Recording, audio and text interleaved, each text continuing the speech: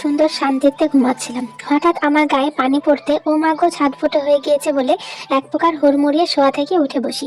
হাত দিয়ে মুখটা মুছতে মুছতে সামনে তাকিয়ে দেখি তে কোমরে এক হাত দিয়ে আর এক হাতে পানির বালতি নিয়ে দাঁড়িয়ে আছে, আর মুখে বিশ্বজয়ের হাসি। পেতনি, তুই দাঁড়া, তোকে দেখাচ্ছি মজা।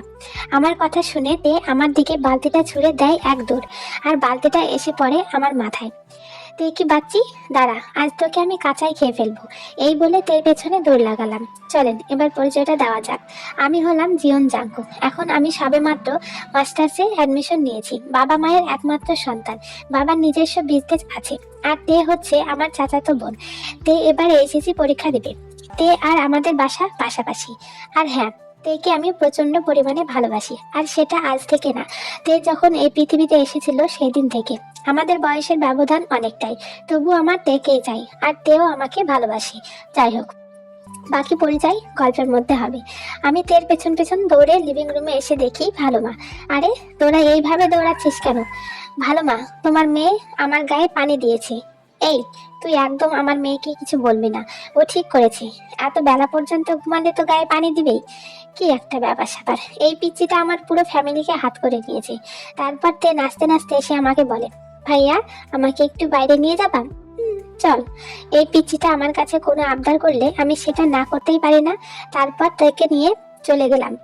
আমি আর তে পাশাপাশি পার্কে হাঁটছি। তে আজকে টকটকে লাল কালারের শাড়ি পরেছে, শাড়িতে পিচ্চিটাকে লাল পরে লাগছে, ফর্সা গায়ে লাল রংটা ফুটে উঠেছে। তারপর দুজনে অনেকক্ষণ ঘুরলাম। সন্ধ্যা নেমে এসেছে, দ্রুত বাড়ি ফিরতে হবে, তাই একটা রিক্সা ডেকে দিলাম। আমরা দুজন দুজনার হাত ধরে রিক্সায় বসে আছি। চারিদিকটা ঘুটঘুটে অন্ধকার, জায়গায় জায়গায় ল্যাম্পপোস্টের আলো। সেই আলোতে তের মুখটা আরো স্নিগ্ধ লাগছে। তের লম্বা লম্বা চুলগুলো বেপরা ভাবে চোখে মুখে আছড়ে পড়ছে। আমি পরম আদরের সাথে চুলগুলো তের কানের পাশে গুজে দিলাম। তের মুখের দিকে তাকিয়ে আমার ভেতরটা উথাল পাতাল শুরু হয়ে গিয়েছে। নিজেকে কোনো রকম সামলিয়ে বাসায় চলে আসি। আকাশটা মেঘে ডেকে গিয়েছে, কিছুক্ষণের মধ্যে বৃষ্টি নামবে। তে ওদের বাসায় না গিয়ে দৌড়ে আমাদের বাসায় চলে যায়। আমি জানি পিচিটা কেন আমাদের বাসায় গেল, কারণ বৃষ্টি হবে, আর ও সেই বৃষ্টিতে ভিজবে। আমিও তের পেছন পেছন ভেতরে চলে গেলাম। ইতিমধ্যে বৃষ্টি শুরু হয়ে গিয়েছে। তে নেচে নেচে বৃষ্টিতে ভিজছে। অনেকক্ষণ বৃষ্টিতে ভেজার কারণে তের ফর্সা মুখখানা আরো বেশি উজ্জ্বল হয়ে গিয়েছে। ভেজা শাড়িটা শরীরের সাথে লেপ্টে আছে, যার কারণে তের শরীরের প্রত্যেকটা ভাঁজ চোখের সামনে দৃশ্যমান। এই দেখে নিজেকে আর কন্ট্রোল করতে পারলাম না। বৃষ্টির মধ্যে তের দিকে এগিয়ে গেলাম। পাতলা কোমরটা দু হাত দিয়ে শক্ত করে চেপে ধরে নিজের শরীরের সাথে মিশিয়ে নিলাম। তারপর তের ঠোঁটে ঠোঁট ডুবিয়ে দিলাম। জাংকুকের এমন কাজে তে পুরো শক্ট, হাত পা কাঁপতে শুরু করে দিয়েছে। জাংকুক তো উত্তেজিত হয়ে তের ঠোঁট চুষে নিচ্ছে। কতদিনের অপেক্ষার পর আজকে সাহস করে তের ঠোঁটের স্বাদ দিচ্ছে। এত সহজে তো জাংকুক থেকে ছাড়ছে না। অনেকক্ষণ ধরে অ্যাগ্রেসিভ ভাবে কিস করার পর জাংকুক থেকে ছেড়ে দেয়। দুজনে প্রচন্ড পরিমাণে হাঁপাচ্ছে। তের তো লজ্জায় মরে মরে অবস্থা। জাংকুক তের মুখের দিকে তাকায়, তে হাঁপাচ্ছে আর লজ্জা মিশ্রিত মুখে মুচকে মুচকে হাসছে। তে, ঠান্ডা লেগে যাবে, বাসায় যা। এই কথা শুনে তে এক দৌড়ে নিজের বাসায় চলে যায়। জাংকুক রুমে এসে ড্রেস চেঞ্জ করে বিছানায় গাটা এলিয়ে দিতেই ফোনটা বেজে ওঠে। তে কল দিয়েছে। জাংকুক কলটা রিসিভ করতেই তের কান্না ভেসে আসে। জাংকুক উত্তেজিত হয়ে জিজ্ঞাসা করে, এই পিচ্চি, কান্না করছিস কেন, কি হয়েছে? তে তো কান্না করেই যাচ্ছে, মুখে কোনো কথাই বলছে না। তারপর আবারও জিজ্ঞাসা করি, এই তে, কথা তো বল, কি হয়েছে? ভাইয়া, আমার মনে হয়, কি মনে হয়? আমার মনে হয় আমি প্রেগনেন্ট। আমার অনেক পেট ব্যথা করছে আর বমি বমি হচ্ছে। ও মাগো, কি বলছিস এসব? তুই হঠাৎ প্রেগনেন্ট কিভাবে হলি? এই ফাজিল, তুমি ভুলে গেলে তুমি যা তখন আমাকে কিস করলে? আমার জীবনটা তুমি শেষ করে দিয়েছো। আরে আমি তো শুধু কিস করেছি। আরে চুমু খেলে বাচ্চা হয় তুমি জানো না? আমি সিনেমায় দেখেছি, নায়ক নায়িকাকে চুমু খায় আর নায়িকার পেটে বাচ্চা চলে আসে। ओ भाई, मारो मुझे, मारो मारो मुझे, मारो मारो। नहीं ये मजाक। তে, আমি তো সেই রকম কিছুই করিনি। আর চুমু খেয়ে কি কয়েক ঘন্টার মধ্যে প্রেগনেন্ট হয়ে যায়? শাট আপ, কোনো কথা বলবা না। আমি মা হতে চলেছি, আই এম প্রেগনেন্ট। আর তুমি এই বাচ্চার বাবা। ও বাবা গো, এ কোন পিচ্চির পাল্লায় পড়লাম? কি বললা তুমি? কই কিছু না তো। এই শোনো, এবার তুমি ফার্মেসিতে গিয়ে আমার জন্য ওষুধ নিয়ে এসো। কিসের ওষুধ? আরে টিভিতে দেখো না, ওই ওষুধটা খেলে বাচ্চা আর থাকে না, সেটা। হায় আল্লাহ, এ কোন ঝামেলায় পড়লাম। এখন এই পিচ্চিকে কিভাবে বোঝাবো কোন কোন কাজ করার পর মেয়েরা গর্ভবতী হয়? ও আচ্ছা, এবার আমি বুঝতে পেরেছি ব্যাপারটা কি। আসলে তেকে নিয়ে যখন ঘুরতে গিয়েছিলাম তখন আমরা দুইজন অনেক গুঁড়ো লঙ্কা দিয়ে ঝাল ঝাল ফুচকা খেয়েছিলাম, সেই কারণে তের পেট ব্যথা করছে। দুর্বল, কাজ সারলো ফুচকায় আর দোষ হলো আমার চুমুর। কথাগুলো মনে মনে বললাম। এই যে শুনতে পাচ্ছ? হ্যাঁ বল, তাড়াতাড়ি যাও। আরে তে, ওটা আমার চুমুর জন্য হয়নি তো, আমরা ঝাল ঝাল ফুচকা খেলাম না, সেই জন্য তোর বদহজম আর অ্যাসিডিটি হয়েছে। এই তুমি চুপ করো, আমি মেয়ে, আমি বুঝি কোনটা পেট খারাপ আর কোনটা বাচ্চা। আমার পেটে নড়াচড়া করছে, ওটা একটু পর পর গুঁতেও দিচ্ছে, গুড় করে ডাকছে। তুমি তাড়াতাড়ি ওষুধ নিয়ে এসো। আল্লাহ গো, এই পিচ্চির সাথে কথা বলে লাভ নেই, তাই ফার্মেসিতে গিয়ে তের জন্য ওষুধ কিনে প্যাকেটগুলো ভেঙে একটা কাগজে জড়িয়ে চলে গেলাম তের কাছে। ও বাবা, ওষুধ দেখেও কত প্রশ্ন। ভাই রে ভাই, ওষুধ নিয়ে এত না বুঝে যদি আমার মনটাকে বুঝতো তাহলে তো আমার ভাঙা মনটা জোড়া লাগতো। হাই হাই, কি আর করার, সবই কপাল ভাই। যাই হোক, তারপর থেকে কোনো রকম ওষুধগুলো বুঝিয়ে দিয়ে নিজের রুমে চলে আসি। শরীরটা খুব ক্লান্ত লাগছে, তাই ঘুমিয়ে পড়লাম। সকালবেলায় মোবাইলে চেল্লানোর আওয়াজে ঘুমটা ভেঙে গেল। দেখি তে কল দিয়েছে। এই পিচ্চির আবার কি হলো? শরীরটাকে খুব খারাপ করছে যে বাসায় না এসে ফোন দিয়েছে। তারপর কলটা রিসিভ করে কানে ধরতেই ওপাশ থেকে তে ভাইয়া বলে ভ্যাভা করে কান্না শুরু করে দিয়েছে। এই তে, কান্না কেন করছিস? তোর কি খুবই শরীর খারাপ করছে? না ভাইয়া, শরীর খারাপ করছে না তো, মন খারাপ করছে। কি বলছিস? হ্যাঁ ভাইয়া, আমার না হাগুর সাথে বাচ্চা চলে গিয়েছে। আমার না বাচ্চাটার জন্য খুব মায়া লাগছে, সেই জন্যই তো কান্না করছি। ও বাবা গো, কি একটা মর্মান্তিক ব্যাপার স্যাপার। আমি এই পিচ্চির কথা শুনে দুব্র ঘাসের সাথে গলায় দড়ি দিব, না এক গ্লাস পানিতে ডুব দিয়ে আত্মহত্যা করব, বুঝতে পারছি না। আচ্ছা ভাইয়া, আমরা চাইলেই তো বাচ্চাটা রাখতে পারতাম, আমরা তো এখন বড় হয়ে গিয়েছি, তাই না? হ্যাঁ, সেটা তো ঠিক বলেছিস। কি, তাহলে তুমি বাচ্চাটাকে কেন মারলে? আরে তুই তো বললি, আমি বললে তোমাকে বাচ্চাটা মেরে ফেলতে হবে। You bloody murderer! ও আল্লাহ, আস্তাগফিরুল্লাহ। এ তো এবার আমাকে মার্ডারার বানিয়ে দিল রে ভাই। তে, হ্যাঁ ভাইয়া, তোর কি বাচ্চা ভালো লাগে? হ্যাঁ, আমার তো অনেক ভালো লাগে, কিন্তু তুমি তো বাচ্চাটাকে মেরে ফেললে। তাহলে চল এবার আমরা পাকাপাকি ভাবে বাচ্চা নেওয়ার প্রক্রিয়া শুরু করি। তে উত্তেজিত কণ্ঠে বলে ওঠে। হ্যাঁ ভাইয়া, তুমি এক্ষুনি চলে এসো, তারপর আমরা কিস করে বাচ্চা নিব। জাঙ্কুক একটু মুচকে মুচকি হাসে। জাঙ্কুক লিভিং রুমে সোফায় বসে আছে আর সামনে বসে আছে দুই পরিবারের সবাই। তখন জেহব বলে ওঠে, কি রে জাঙ্কুক, তখন থেকে আমাদেরকে এখানে বসিয়ে রেখেছিস, কিছু কি বলবি? তাড়াতাড়ি বল।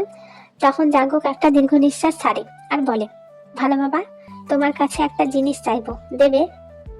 একবার বলেই তো দেখ। তারপর জাঙ্কুক জেহবের হাত ধরে বলে, ভালো বাবা, আমি তেকে ভালোবাসি আর তেকে বিয়ে করতে চাই। জাঙ্কুকের কথা শুনে সবাই একে অপরের মুখের দিকে তাকাচ্ছে। জাঙ্কুক এই সব দেখে শুকনো একটা ঢোক দিলে বুকের মধ্যে টিপ টিপ করছে। হঠাৎ জাঙ্কুককে চমকে সবাই একসাথে হাসতে শুরু করে। জাঙ্কুক অবাক হয়ে সবার দিকে তাকিয়ে আছে। জাঙ্কুকের মাথায় কিছুই ঢুকছে না। এখানে কি কেউ লাফিং গ্যাস ছেড়ে দিয়েছে নাকি? ও মাই হালুয়া, এবার আমি কি করি? সবার গায়ে কি পানি ঢেলে দেবো? হাই হাই, আমি কি অতিরিক্ত আতঙ্কজনক কথা বলে ফেলেছি যে সবাই এভাবে ভয়ঙ্কর ভাবে হেসে যাচ্ছে? তখন জেহব হাসতে হাসতে বলে, জানিস জাঙ্কুক, তোকে নিয়ে আমরা কতটা টেনশন করতাম। তুই ছোটবেলায় তোর জন্য পাগল ছিলিস, কিন্তু বড় হওয়ার সাথে সাথে তোর মধ্যে অনেক চেঞ্জ দেখতে পাচ্ছিলাম, তাই আমরা একটু ভয়ে ভয়ে ছিলাম তুই যদি অন্য মেয়েকে পছন্দ করে ফেলতি। আর আমরা তো তোদের বিয়েটা সেই কবে থেকেই ঠিক করে রেখেছি। জাঙ্কুক জেহবের কথা শুনে প্রচন্ড পরিমাণে খুশি হয়ে জেহবকে জড়িয়ে ধরে। তারপর এক সপ্তাহ পর তাদের বিয়েটা ঠিক করা হয়। আজকে তে আর জাঙ্কুকের গায়ে হলুদ, দুজনে অনেক খুশি। আজ বাদে কাল তাদের ভালোবাসা পূর্ণতা পেতে চলেছে। তে মুখ ফুলিয়ে ড্রেসিং টেবিলের সামনে বসে আছে। তখন জিমিন এসে বলে, কি রে বৃষ্টি, কি হয়েছে তোর? এমন প্যাঁচার মতো মুখ করে বসে আছিস কেন? আর বলিস না, এ কেমন নিরামিষ লোকের সাথে প্রেম করতে গিয়েছিলাম রে বাবা, এখন তো নিজের মাথাটা নিজেই ফাটাতে ইচ্ছা করছে। কেন, কি করেছে আমাদের জিজু? আরে 5 দিন ধরে লোকটার কোনো পাত্তাই নাই, কল দিলে কলটাও রিসিভ করে না, আর মা আমাকে ওই বাসায় যেতেও দিচ্ছে না। আরে আমাকে সুগা বিলায় বলেছিল জিজু নাকি সবসময় খুব ব্যস্ত থাকে, নিজের বিয়ের সমস্ত দায়িত্ব নিজেই নিয়েছে। আচ্ছা বেস্টি, তুই আর সুগা ভাইয়া কবে বিয়ে করছিস? আরে ওই ভীতু বিলাই ওর ফ্যামিলিকে আমাদের সম্পর্কের কথা বলতেই পারছে না, তাহলে আমি তোকে একটা আইডিয়া দিই। এই বলে তে আর জিমিন কিছুক্ষণ একে অপরকে আইডিয়া দিতে থাকে, সেটা তোমাদেরকে শুনতে হবে না। যাই হোক, আজকে তে আর জাঙ্কুকের বিয়ে, বরযাত্রী চলে এসেছে। তে জিমিনকে সঙ্গে নিয়ে ছাদে এসেছে লুকিয়ে জাঙ্কুককে দেখবে বলে। তে এক কোনায় দাঁড়িয়ে জাঙ্কুকের দিকে তাকায়। জাঙ্কুককে আজ প্রচুর পরিমাণে হ্যান্ডসাম লাগছে। ফর্সা গায়ে গোল্ডেন কালারের পাঞ্জাবি, চুলগুলো জেল দিয়ে সেট করা, হাতে একটা সোনার ব্রেসলেট। এইটুকু সাজাও ছেলে মানুষকে এতটা সুন্দর লাগে। তে তো ড্যাব ড্যাব করে জাঙ্কুককে দেখে যাচ্ছে। ভাই ওপরে তাকা, তোর পিচি তো তোকে চোখ দিয়ে গিলে খাবে। সুগার কথায় জাঙ্কুক তের দিকে তাকাই। তে টকটকে লাল কালারের বেনারসি পরেছে। তেকে দেখতে পুরো আগুন সুন্দরী লাগছে। জাঙ্কুক তেকে একটা চোখ মারতে তে লজ্জা পেয়ে ওখান থেকে সরে যায়।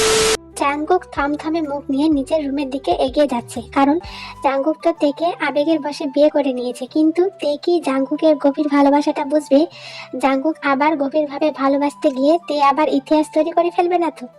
একবার চুমু খেতে গিয়ে জাঙ্কুককে বাবা বানিয়ে দিচ্ছিল, না জানি এবার জাঙ্কুককে কি বানিয়ে দেয়। জাঙ্কুক একটা দীর্ঘ নিঃশ্বাস ছেড়ে দরজাটা খুলে দেখে ঘরটা পুরো অন্ধকার। জাঙ্কুক অন্ধকারের মধ্যে কোনো রকমে রুমের লাইটটা জ্বালাতে জাঙ্কুকের চোখ কপালে, কারণ তে একটা হট নাইট ড্রেস পরে একটু হাট ভাবে বিছানার ওপর দাঁড়িয়ে আছে। এটা দেখে জাঙ্কুক একটা শুকনো ঢোক গেলে। জাঙ্কুক কিছু বলতে যাবে তার আগে তে খাটের ওপর থেকে এক লাফে জাঙ্কুকের কোলে। জাঙ্কুক তো পুরো অবাক। কি হলো জান, এভাবে কি দেখছো? আমায় এই ড্রেসে ভালো লাগছে না? পিচ্ছি? এই বলো তাই, পিচ্ছি কারে কও? আমারে দেখা তোমার পিচ্ছি লাগে? তে তুই কিভাবে কথা বলছিস? আর তুই পিচ্ছি না তো কি? একটা চুমু খাওয়ার পর তুই আমাকে বাবা বানিয়ে দিচ্ছিলিস। জাঙ্কুকের কথা শুনে তে জাঙ্কুকের কোল থেকে নেমে হাসতে হাসতে গড়াগড়ি খাচ্ছে। জাঙ্কুক অবাক হয়ে তেকে দেখে যাচ্ছে। তখন তে জাঙ্কুকের কাছে এসে জাঙ্কুকের গলায় একটা কিস করে ফিসফিস করে বলে, ওইটা তো জাস্ট তোমার সাথে একটু ফান করেছিলাম। আর আমি এতটাই ছোট না যে আমি কিছুই বুঝি না, তাই বুঝি। So are you ready baby game খেলার জন্য? Yes baby. তের সম্মতি পেতেই জাঙ্কুক তের একটা পা জাঙ্কুকের কোমরে রেখে তেকে দেওয়ালের সাথে চেপে ধরে তের ঠোঁটে কিস করতে শুরু করে। তেও সমান তালে কিস ব্যাক করছে। জাঙ্কুকের হাত তের পুরো শরীরে বিচরণ করছে। তারপর জাঙ্কুক তেকে কোলে তুলে বিছানায় শুয়ে দেয় আর তের ওপরে উঠে পড়ে। তের গলায় মুখ ডুবিয়ে দেয়। তে আর জাঙ্কুক প্রচুর পরিমাণে উত্তেজিত হয়ে পড়েছে। জাঙ্কুকের ঠোঁট তের পুরো শরীরটাকে ছুঁয়ে দিচ্ছে। তারপর কিছুক্ষণ এইভাবে তেকে আদর করার পর জাঙ্কুক তের মাঝে ডুব দেয়। সকালে সোনার রোদ চোখে পড়তেই চোখ মুখ খিচে শোয়া থেকে উঠে বসি। ঘড়ির দিকে তাকিয়ে দেখি সকাল 9টা বাজে। এতক্ষণ পর্যন্ত ঘুমাচ্ছি, আর জাঙ্কুক কোথায়? আমাকে মর্নিং কিস না দিয়ে রুম থেকে চলে গিয়েছে। তের এসব ভাবনার মাঝে দরজা খোলার শব্দ হলো। দরজার দিকে তাকিয়ে দেখি জাঙ্কুক কাচমাচু হয়ে রুমে প্রবেশ করছে। আমি উত্তেজিত কণ্ঠে জিজ্ঞাসা করি, কি হয়েছে তোমার? তোমাকে এমন দেখাচ্ছে কেন? তারপর জাঙ্কুক কিছুক্ষণ তের মুখের দিকে তাকিয়ে থেকে বলে, বাবু আমার না পেট ব্যথা করছে, আমি মনে হয় প্রেগনেন্ট। কি বলছো তুমি, সত্যি? বাবু। তারপর দুজন দুজনার মুখের দিকে তাকিয়ে জোরে জোরে হাসতে শুরু করে। তারপর জাঙ্কুক তের কপালে গভীরভাবে একটা কিস করে। সো জান পাখিরা, আমি এই স্টোরিটা এখানেই শেষ করছি। আর স্টোরিটা কেমন হয়েছে কমেন্ট করে অবশ্যই জানাবে। আর লাইক আর সাবস্ক্রাইব করতে একদমই ভুলো না। Love you all, bye by.